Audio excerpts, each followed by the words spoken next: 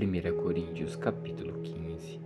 Irmãos, venho lembrar-lhes o evangelho que anunciei a vocês, o qual vocês receberam e no qual continuam firmes.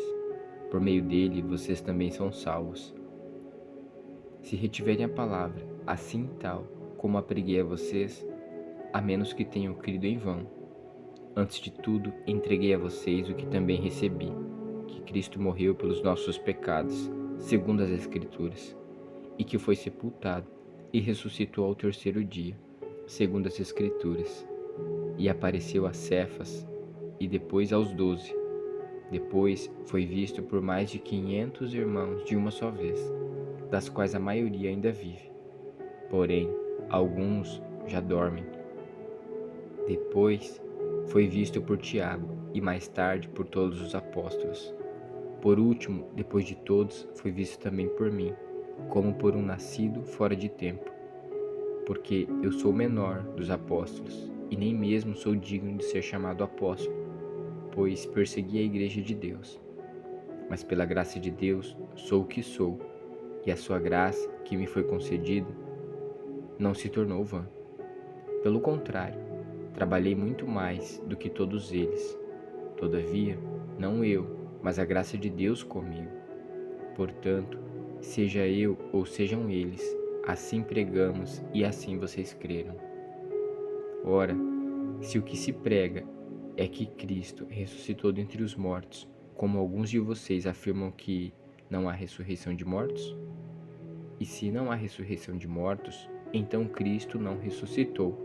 E se Cristo não ressuscitou, é vã a nossa pregação, e é vã a fé que vocês têm. Além disso, somos tidos por falsas testemunhas de Deus, porque temos testemunhado contra Deus que ele ressuscitou a Cristo, a qual ele não ressuscitou. Se é certo que os mortos não ressuscitam. Porque se os mortos não ressuscitam, também Cristo não ressuscitou. E se Cristo não ressuscitou, é vã a fé de quem vocês têm, e vocês ainda permanecem nos seus pecados.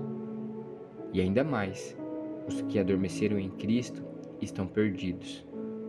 Se a nossa esperança em Cristo se limita apenas a esta vida, somos as pessoas mais infelizes deste mundo. Mas, de fato, Cristo ressuscitou dentre os mortos, sendo ele as primícias dos que dormem. Visto que a morte veio por um homem, também por um homem veio a ressurreição dos mortos. Porque, assim como em Adão todos morrem, também todos serão vivificados em Cristo, cada um, porém, na sua ordem. Cristo, as primícias, depois os que são de Cristo na sua vinda.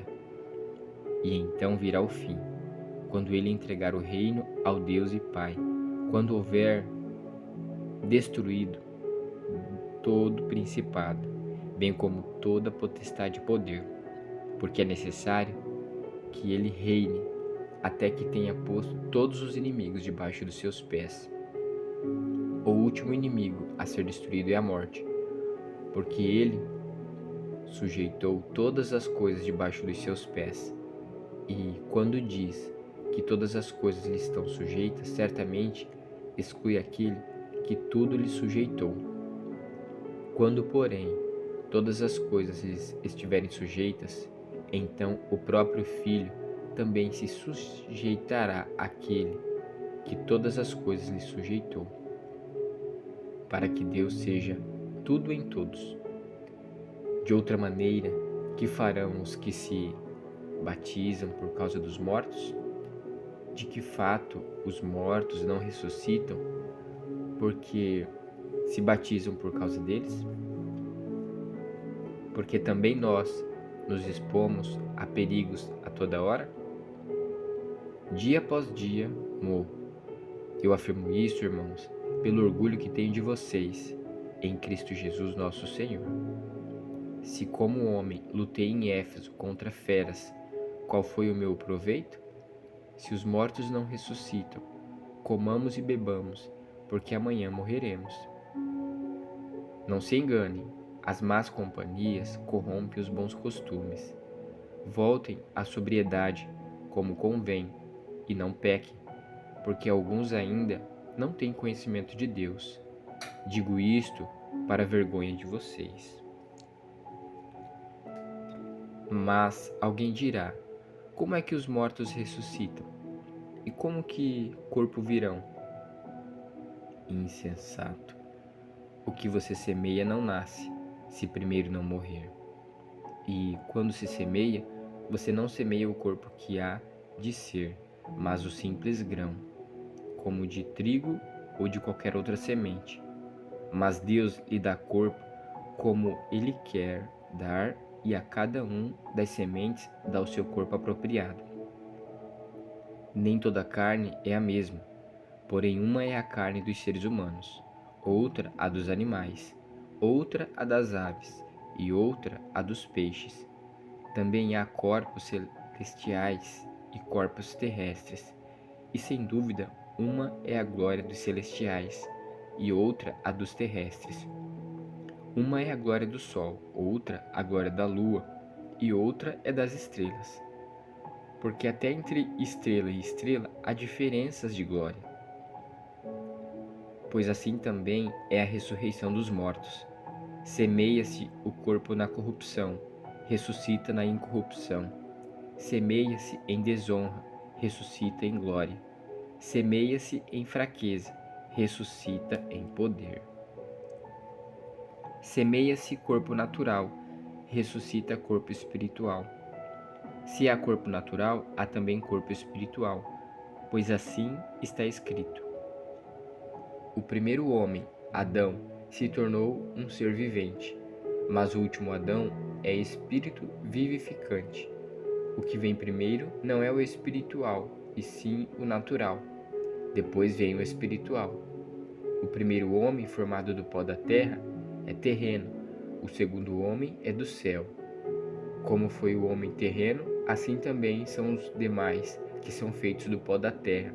E como é o homem celestial, assim também são os celestiais.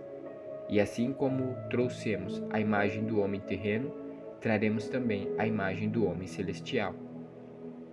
Com isto quero dizer, irmãos, que a carne e o sangue não podem herdar o reino de Deus, nem a corrupção herdar incorrupção. Eis que vou lhes revelar um mistério. Nem todos dormiremos, mas todos seremos transformados, num momento, num abrir e fechar de olhos, ao ressoar a última trombeta. A trombeta soará, os mortos ressuscitarão incorruptíveis, e nós seremos transformados, porque é necessário que este corpo corruptível se revista da incorruptibilidade, e que o corpo mortal se revista da imortalidade. E quando este corpo corruptível se revestir de incorruptibilidade, e o que é mortal se revestir de imortalidade, então se cumprirá a palavra que está escrita: tragada foi a morte pela vitória. Onde está, ó morte, a sua vitória?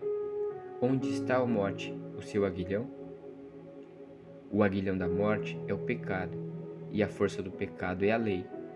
Graças a Deus que nos dá a vitória por meio de nosso Senhor Jesus Cristo. Portanto, meus amados irmãos, sejam firmes, inabaláveis e sempre abundantes na obra do Senhor, sabendo que no Senhor o trabalho de vocês não é vão.